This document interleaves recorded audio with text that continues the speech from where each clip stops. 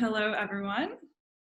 I'm Emily with Forest Arts, and I'm here today talking to Natalie Doyle, who is a multimedia interdisciplinary artist, would you say? Yeah, I think that's a pretty fair description. Few things going on. Yeah. Well, so your art includes audio, visual, music, performance, imagery. What, if you could pick sort of one way of describing your work, what would it be? I think it's quite difficult to sort of just pick one, and it changes all the time, and it really depends on the context, who your audience is, who you're working with. Like I do work, I'd say, a lot on collage, and I'm not answering your question directly, but I'm going to bring it back in. I work a lot with collage in various different ways, but I'd think, really if it comes down to like categorizing in terminology, I would go with like performance art because it's about actions and it's not maybe just straightforward white cube kind of work either. It's kind of a bit more postmodern, I guess. So that sounds a little bit faffy, but you know what I mean. It's more about actions and the kind of, it's a different audience, maybe not necessarily like a straightforward painting or sculpture. So something that's come out of that, I would say. But yeah, very difficult to pinpoint. But I think that would be the same for lots of artists, really. But the performance art, I'm going to go with that. Okay. Are you a natural performer? Have you always been sort of into performing and entertaining people? Well, when I was younger, I can remember I'd really have fun just goofing around with friends, but actually I can be quite shy, believe it or not. And I find that when I kind of put that sort of artist mask on, I can kind of be a version of me that I'm not when I'm like Natalie me, if that makes sense. So I wouldn't say, I maybe would say there's a part of me that's a natural performer, but it's not like what I do, it's not like I'm an actress or anything like that where I have to kind of become a character or something like that. It's a bit more, it's not as straightforward, but yeah, I think sort of the performances that I create and I'm involved in, it allows me to express a part of myself I wouldn't be able to usually explore.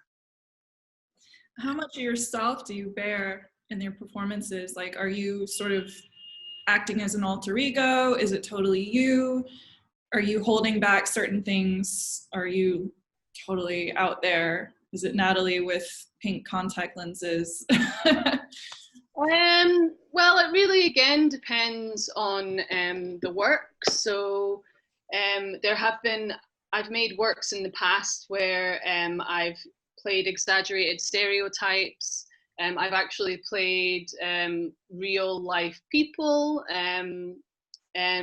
And I've also played, and I think sort of later on and more recently, I've kind of been doing this whole idea of versions of myself and exploring sort of facets of my mind or kind of ways of thinking. And certainly since my degree show, and speaking of the contact and the pink hair and dominant noma as well, which is kind of sort of related to that, but I think it's just another part of Natalie. I think all of those different aspects of my performances all have different parts of me, so not at any one time do I ever bear everything, if that makes sense. So I'm never really giving anything away at any time, but there'll be certain works that require maybe a more darker approach, or other works where it's more research based, so I might be, as I've said, sort of reproducing or re-articulating a character or a person, or so it really depends. But yeah, all different performances with different aspects, but I wouldn't say at any one point.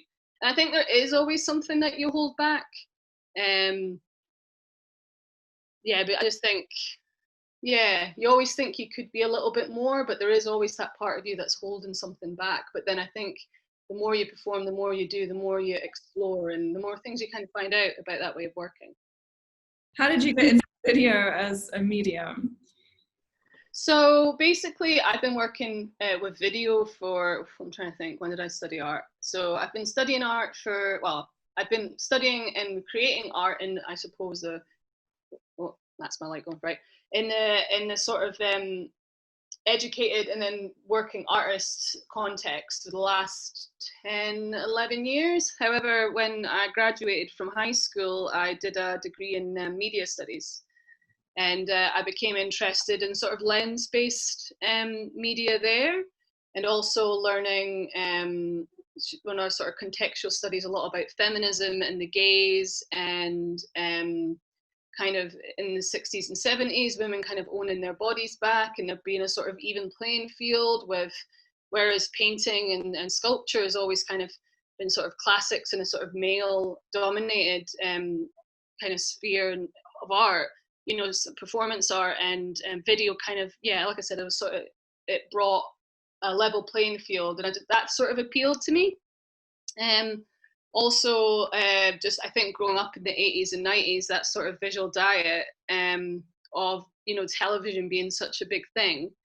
And I never had a TV in my room, but I would sneak when I could at night and put on VH1 and MTV, and I would just be blown away by these visuals with the sounds. And I'd always loved music anyway, but there's something about the visual and the sound as well. So I think those all things have kind of influenced me so when I went to art college and then art school and then graduated, it's all sort of, yeah, fed into that, and it's just continued. You know, you have the internet culture, and it's kind of quite interesting being in that sort of like, you know, growing up in the 80s and 90s, but then also being kind of, you know, going towards middle age, and you're kind of got both these two sort of things going on. And I think, yeah, sort of trying to explore that and see where you fit in with all that. I can see that influence in your work, sort of like 80s, 90s music video. You know, I feel like when I'm watching some of your performances, I feel like you're channeling sort of Cyndi Lauper or like Madonna or something like that.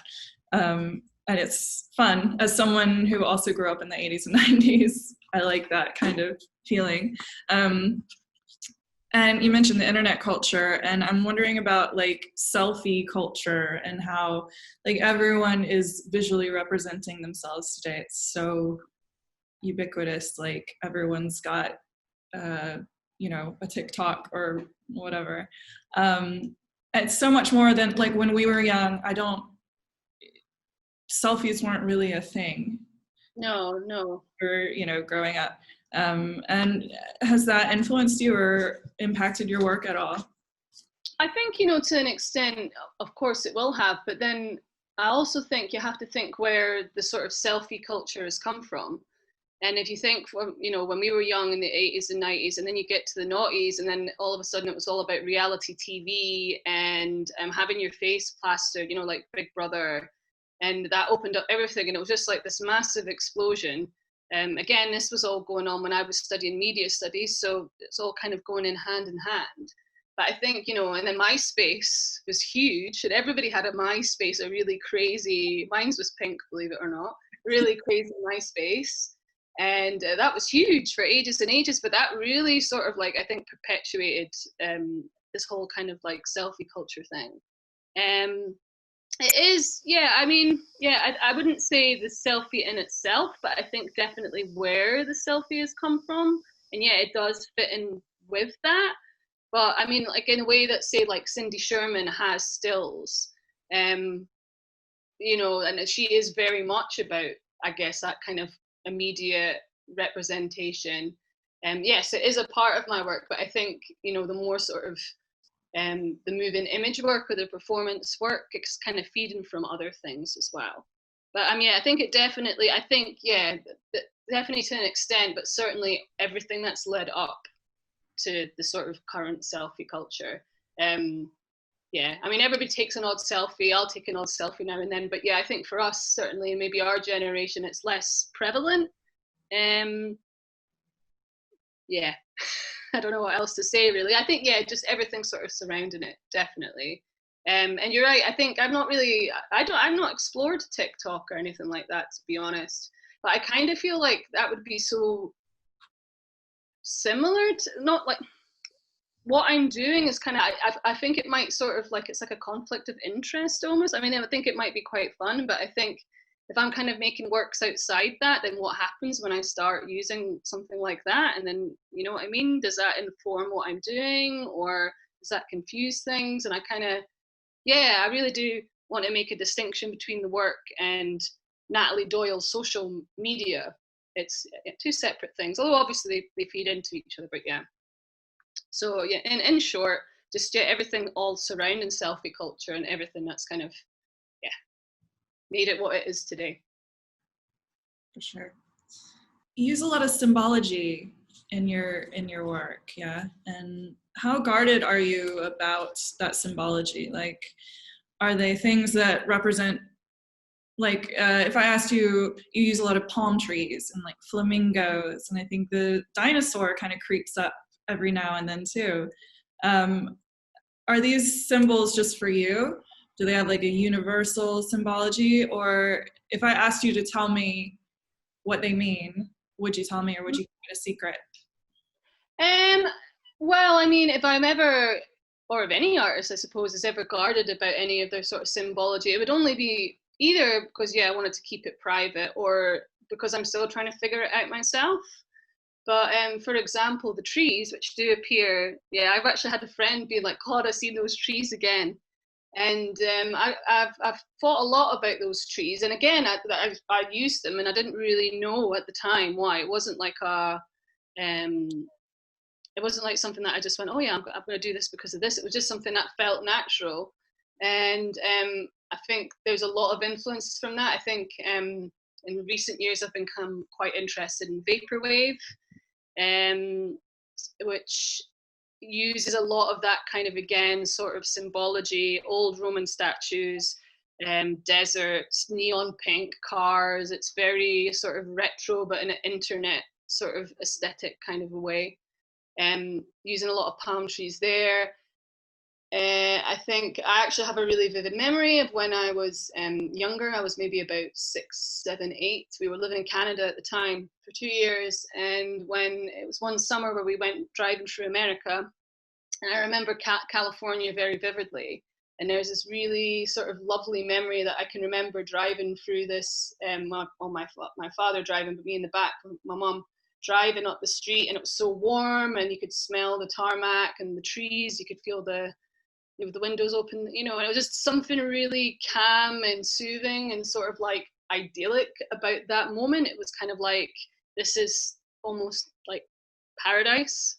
And I guess it's that kind of escapist moment.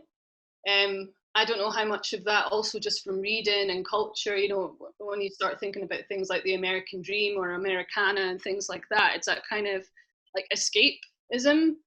And I think like the flamingos certainly sort of are part of that as well.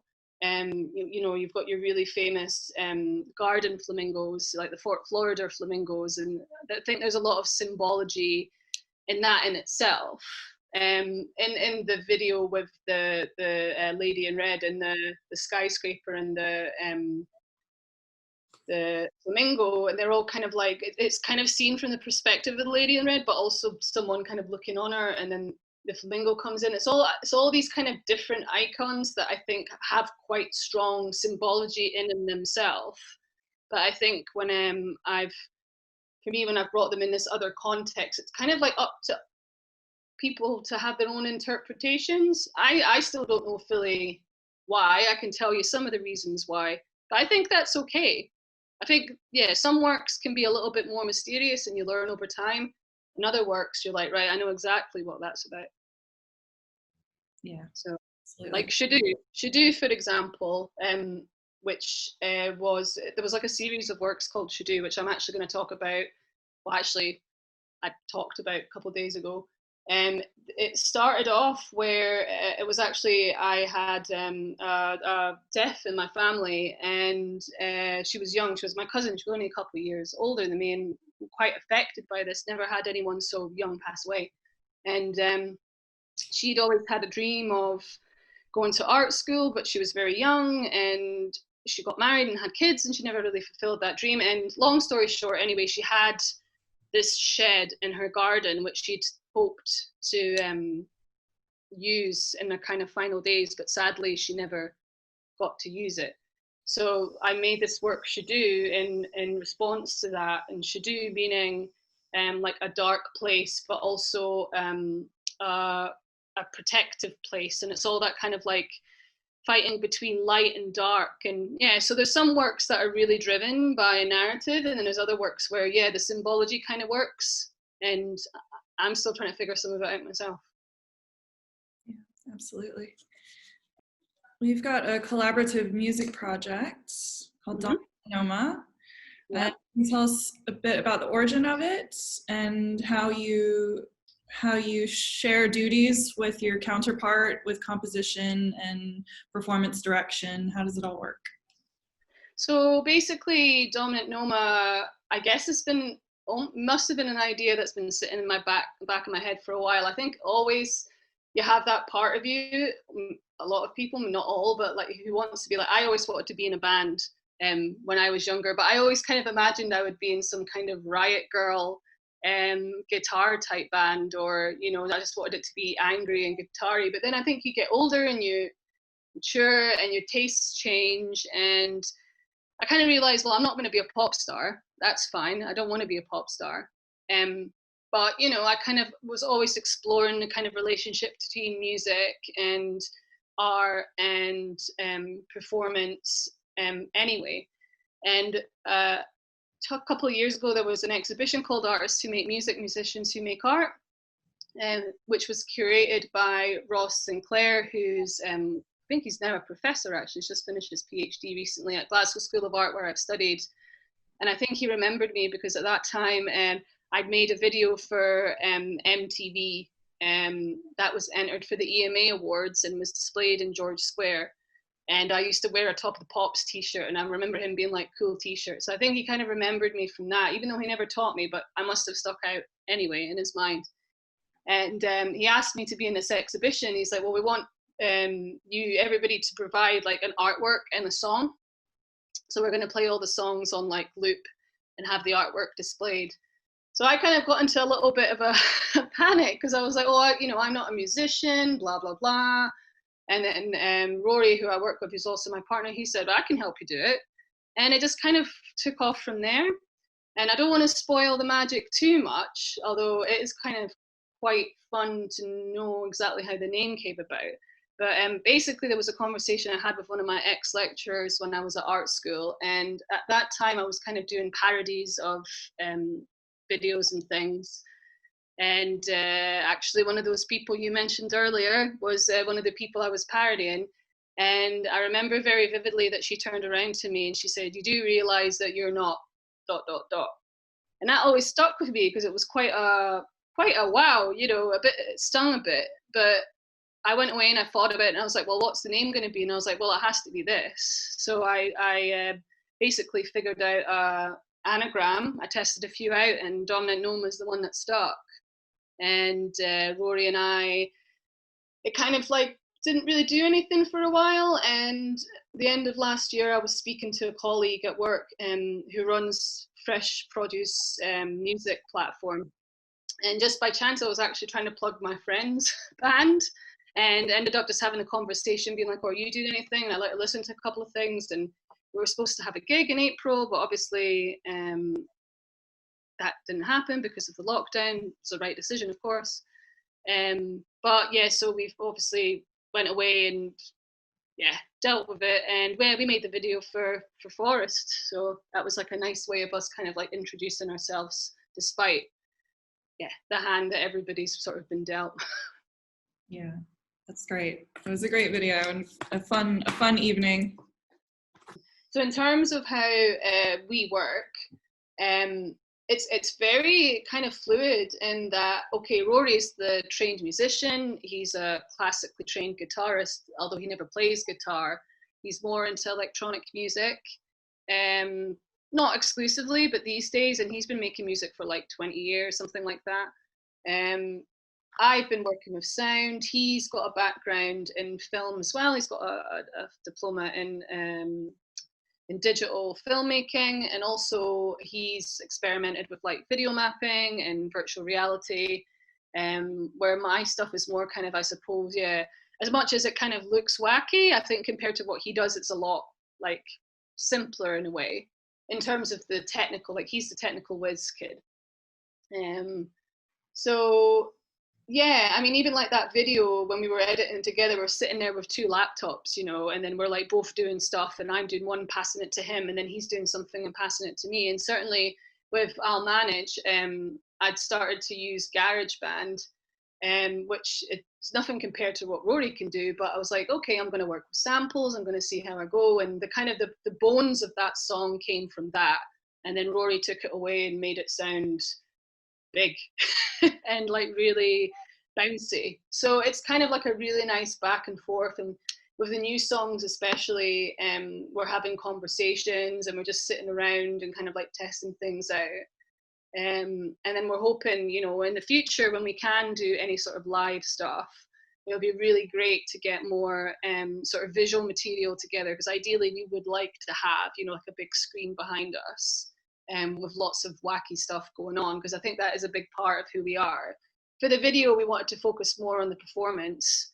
And I mean, how much can you really do when, when you're filming in an indoor space during lockdown, you know? When we just had to work with what we had. But I think, yeah, I think that is in what it is. It is what it is. And yeah, it's just a little taster, I guess. But yeah, it's a very sort of fluid relationship. And even Rory started to write. There's a song where he's written a lot of the lyrics, and I've kind of helped him sort of like build out the rest. But yeah, it is a lot. It's very sort of conversational, and we don't always agree. But yeah, it's very back and forth, sitting around, kind of like a little sort of creative hub of stuff. That's how we work. Sounds like an ideal collaboration. Yeah, and we get to, you know, it's nice as well. We can sit and watch music videos together, and like he'll show me stuff that he really likes, or he'll be like, well, you know, you should check out this person, or I really like how she sounds, or I'm like, oh, have you seen this in this video? So we do have a lot of this kind of like educating each other as well. And I think because we like a lot of the same stuff, but not all of it, we can really sort of feed into each other's creative way of thinking. And sort of, yeah, like maybe turn us on to things that we wouldn't consider before. So I was wondering about some of your song lyrics. Would you call them song lyrics, or would you call them sort of poems? Oh, I don't know. Are they artworks in and themselves? I mean, I have experimented a little bit with typography. If anybody's watched the Dominant Noma video or follow my Instagram or the Dominant Noma Instagram, you'll see the kind of like sort of graphic experiments that I've been doing. I suppose it's the same as would I consider myself a singer. At this stage, no, I wouldn't. But is it spoken word? Is it poetry? Is it lyrics? I think it can be all. I think there's some that are more lyrical than others, if that makes sense. But I think, you know, something where I think like there's a lot of lyrics from Club 18 to 30 that are actually quite poetic. Whereas I think I'll Manage is more of a kind of straightforward sort of song structure. And I think even Noma, which is still a very new song, which was just at the end of the video there, where I was just repeating a line. I do actually have more lines than that, but I would say that is more of a lyric. It seems like a little bit of a diss track. That's snarky, Natalie. That's Noma. That's the, you know what, no one's ready for me. Hashtag lockdown lessons. I'd say it's a mixture. And I think yeah. But as a whole, yeah, there's definitely, I haven't watched the video back a few times now, I think there's definitely times when I'm kind of embodying more of a singer sort of persona, and there's times where I'm taking more of a poetic stance. So yeah, I think it depends, and I think it can like change even within the written work itself. Typography, that's been a thing I've been really kind of getting into recently, and I've been really enjoying it. Yeah, I really loved the fire letters, fire fonts that you were using. They're amazing. They're yeah. I find that I found a what do you call it, a tutorial about that. Um, I need to experiment with it. Actually, I think it's a free plugin. It's just called Saber, and it basically looks like a lightsaber, but you can wrap it round letters, and it gives you choices. You can like go through. I'm like giving all the things away here, but obviously it depends on what font you choose and how you set it out and everything. But it's just, it's yeah, it's a really fun, really great, really strong visual. I think I've Yeah. had a lot of fun with it. Do you use After Effects, or what kind of programs are you using for all of this? So I basically switch between Photoshop, Premiere, and After Effects. So Photoshop is pretty good. For example, if I want to set up, like maybe say a foreground. So like when the video for Refraction, where I'm in the pink Cadillac, for example, a lot of those backgrounds with the sand were all created in Photoshop. And then I'm bringing that into After Effects to bring in the video backgrounds, and then bring in myself, and then the picture of the car, which I've cut out in Photoshop. So it's all, you know, what I was talking about collage. So it's all kind of layers, but you're going back and forth. Premiere, actually, Adobe's done this thing, for better or worse, where a lot of the programs do a lot of the similar things now, but the original programs always do it best. But you can kind of get away with doing more things. So like Premiere does more things than it used to now, and same with After Effects. And you can do animations in Photoshop, but which is yeah, kind of great, but also a bit like yeah, it can be a bit confusing.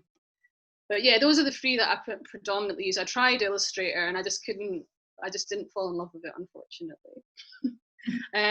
But I think it's a great program if you've got patience for it. But I think I'm more like, I'm more image based. So I'd rather use stock imagery or have photographs taken by myself, or have someone take photographs or video of myself and use that. And sometimes I'll do like for Pizza Zine, where I've experimented with like inks and stuff. I'd like to do more of that actually. So that's quite fun, quite relaxing. Yeah. But yeah. Cool. So I was wondering about your song I'll Manage, which you Mm-hmm. sort of premiered, I guess, on a Mm-hmm. forest event. And just wondering about the words. I think they're relatable in a lot of different ways. I feel like if I read them, I'm going to butcher them, but I'll read them so that people know what I'm talking about. So it's, I'll manage your big dream, but I can't help with the workload. I'll manage your ambition, but can't actually pay you. I'll manage to get that Kodak moment, but just make sure I'm the focus. I'll manage, I'll manage. Can you tell us about that? Sure. It's about two things actually. One thing, it's about that sort of managing yourself.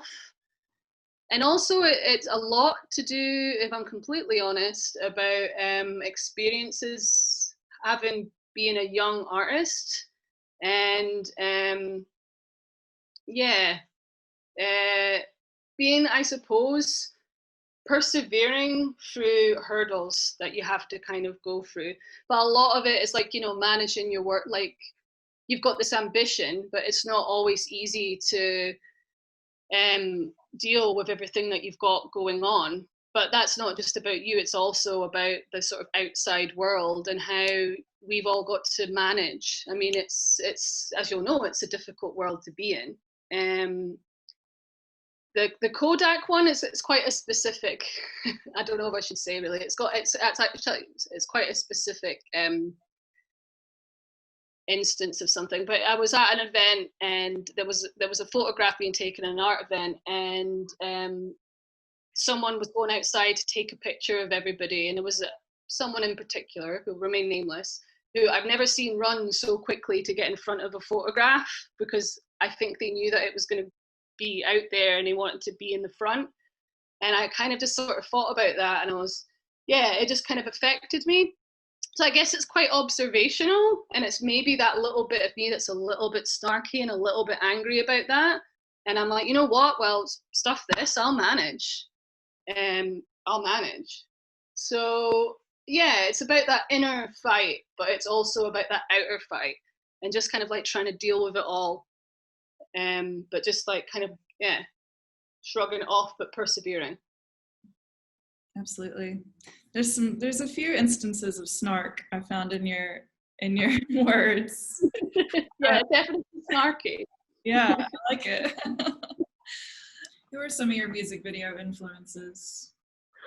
Oh, big question. Well, certainly I can remember in the 80s, I was massively into, and I think also if you think about the kind of work I do, Michael Jackson's Leave Me Alone, um, you know, with the sort of moving when he's going through the sort of like theme park and it's all collage, but it's all like really jerky.